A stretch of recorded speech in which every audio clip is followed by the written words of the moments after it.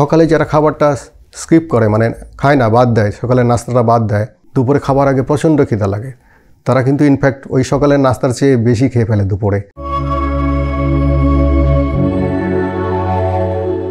আমরা যদি প্রত্যেকটা মিলের আগে এক গ্লাস করে পানি খেয়ে নিই, তাহলে দেখা যাবে যে আমরা মানে খিদা থাকা সত্ত্বেও স্টমাকটা ভরে যাবে, বা কার্বোহাইড্রেট বা যে কোনো খাবার বেশি খেতে ইচ্ছা করলেও খাওয়া যাবে না। খুবই ইম্পর্ট্যান্ট এটা।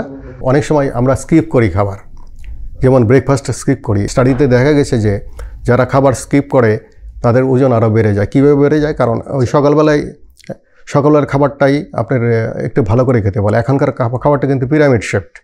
সকালে একটু বেশি খেতে হবে, দুপুরে একটু কম, রাতে আরও কম।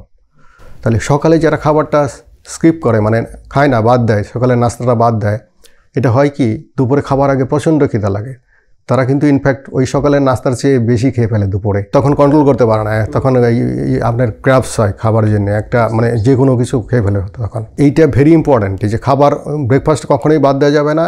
আবার অন্যদিকে আরেকটা খাবার আছে কিটো ডায়েট, এইটা সম্পর্কে না বললেই নয়। আজকাল এইটা খুবই কমন।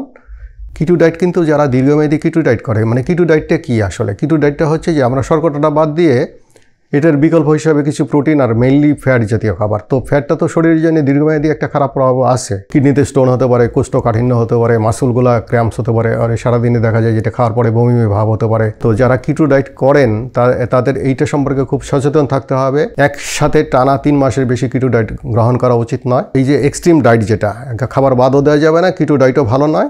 সুতরাং আমাদের সুষম হেলদি লাইফ লিড করতে হেলদি খাবার খেতে হবে।